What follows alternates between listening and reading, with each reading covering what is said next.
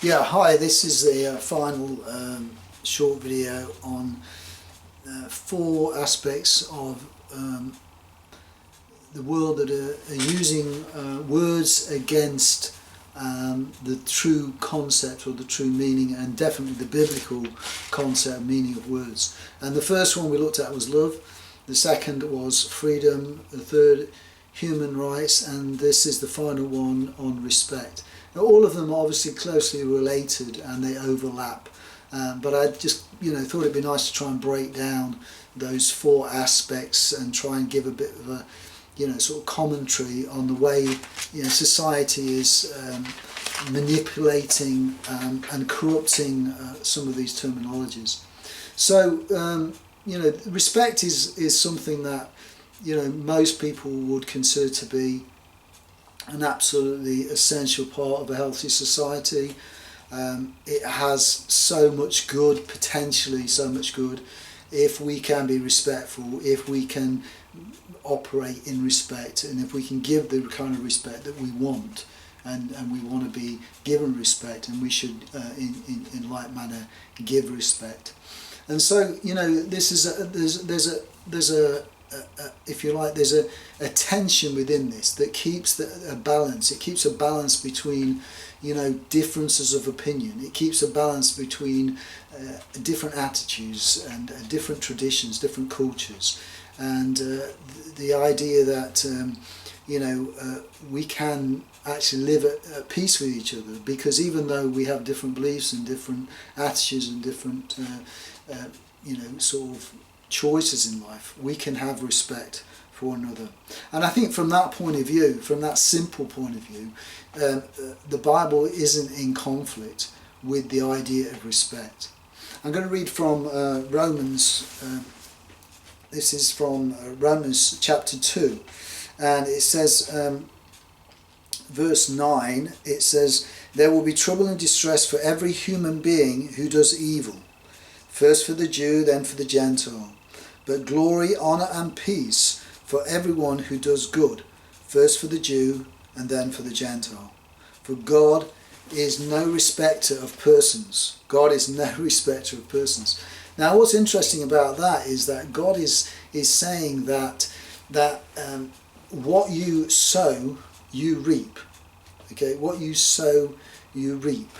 And in the context of respect, I think that's very good, because if you are respectful, I think you will engender respect. And yet if you're disrespectful, then you can't expect to get respect back. And so we're in a society today that has weaponized, if you like, this idea of I must be respected. Now if you look back in sort of recent history, we'll see how people have made songs about respecting women, respecting people of different ethnicities and ethnic sort of struggles in the civil rights movement and things like that, where rightly people have demanded respect, and they have fought to get that respect that they are rightly due. And the same with women, and women have been undervalued, and they've been if you like, they've been exploited in history, and they've had to fight to get even the vote, even to have a political vote.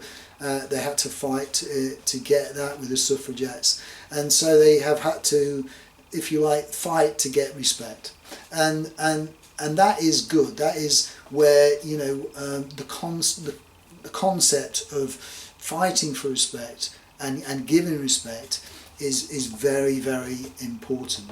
And yet, unfortunately, like I say, it has now come to a point where some of these good things have been turned on the head, because now respect is now being weaponized to silence opposition. Respect is being weaponized to justify self-centeredness. It is being used to if you like, free people from the consequences of their actions, and it seeks, if you like, to promote, if you like, unhealthy agendas, and they talk about respect. Well, there is respect that we should give to individuals and to people who have different opinions to us. But when they believe that our freedoms and our rights and the truth, being within the forum of debate, should be removed, and that we shouldn't be respected because our views do not agree with their views, then we are entering into the area where respect is lost, and we're really in the deep way in our society, and there is a militancy that is moved into the realms of demanding respect, and not just demanding respect, but demanding that you will not do anything that I consider disrespectful. In other words, they are saying that they are setting the parameters, they are deciding what is disrespectful, and they are deciding what constitutes being disrespectful in social interaction and in law and all the rest of it.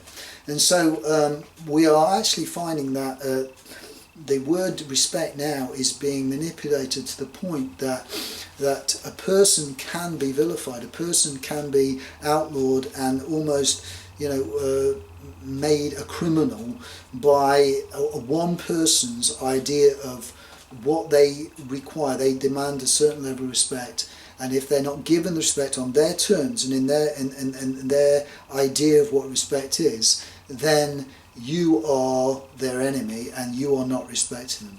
And to me, this is the height of disrespect. The height of disrespect is to tell somebody that they cannot have an opinion. You cannot have an opinion about what I'm doing and what I'm saying. You cannot have an opinion. Your opinion is hate and disrespect. And so suddenly we have an imbalance. We have an imbalance which says that, I'm not going to respect you because you don't agree with it. I'm not going to respect you because what you say, I'm offended by what you say. I'm offended by what you do. And so we need some sort of higher law, don't we? And that is where society is crumbling, because ultimately authority needs to be backed up. And so one person's opinion against another person's opinion has to be backed up. And this is where the Bible comes in. God is the ultimate authority. And when you have a dispute about what is respectful and what isn't respectful, then you go to a higher authority, and that higher authority will say, well, actually, no, this is what respect is, and this is how respect operates, and so you're wrong and you're right, or you're right and you're wrong, and that settles it. And so we're in a vacuum of authority in our society at the moment, where people no longer accept God and God's word as an authority, and so they can make up their own laws, they can make up their own ideas about what is respectful and what isn't respectful. And so, godliness and traditional biblical values have been the glue that's held society together for many years, and Western society has benefited hugely from biblical principles, biblical traditional values.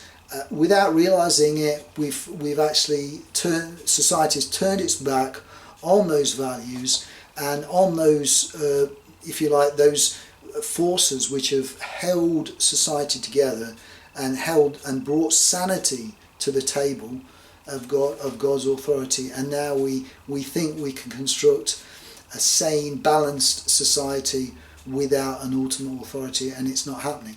And so we find that people are trying to silence any opposition to their most sordid and destructive, divisive attitudes within society. And they are saying, this is who I am, and you must respect it. And this is the way I want to live, and you must respect it. And this is what I want to do, and you must respect it.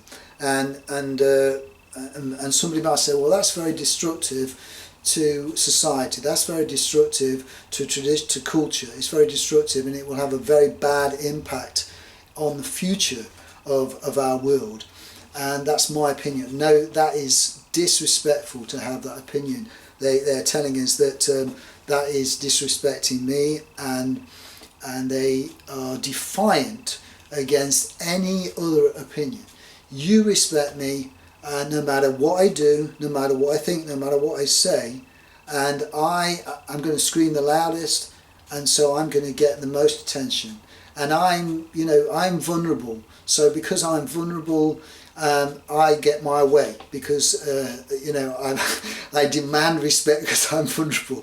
What's ironic is that they're not vulnerable because that's the most they're the most aggressive and the most sort of, if you like, hostile and loud.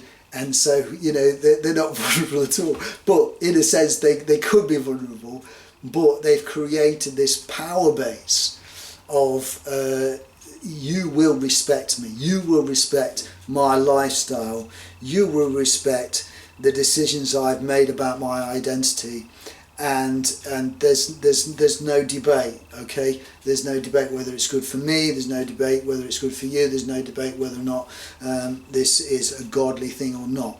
So this world has given birth to some of the most disrespectful and hateful ideologies that we've seen, and that we are seeing, and it's corrupting and destroying many people's lives. Many people are deceived by it, many people are corrupted by it.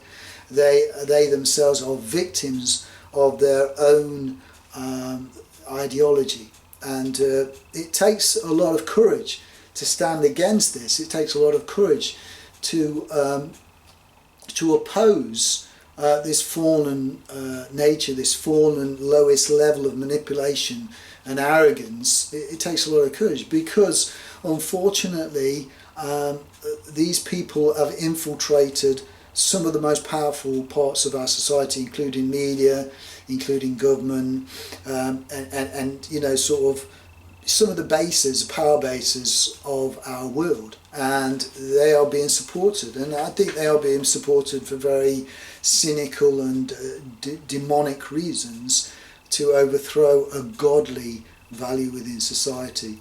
And we see idol worship coming in, and this idol worship of celebrities and what celebrities do, and the way celebrities live, and the way celebrities portray themselves, and society is now filled with self, it's filled with ego, it's following these idols of ego, these idols of self, these idols of idolatrousness, of self promotion, and this idea that we can have all this ego and all this vanity, and then we can have respect, and that respect goes hand in hand with that ungodliness, is obviously nonsense. Even though you look at it the way I look at it is, these people don't respect themselves. They are parading themselves in such a fashion that it's a shame. They are shaming themselves. They are making a disgrace of themselves, and they are not respectful of themselves, of their own bodies, of their own lives, of their own standing within their families, of their parents, and all the rest of it, and of society in general. They are not respectful in any way, shape or form, and yet their mantra is, I demand respect. Okay, that's it for respect. God bless. I hope you've enjoyed this little series of 4 places. Remember, I started this from another message, which was led by the Spirit of God, and you could check that one out. That was the beginning of the series. God bless.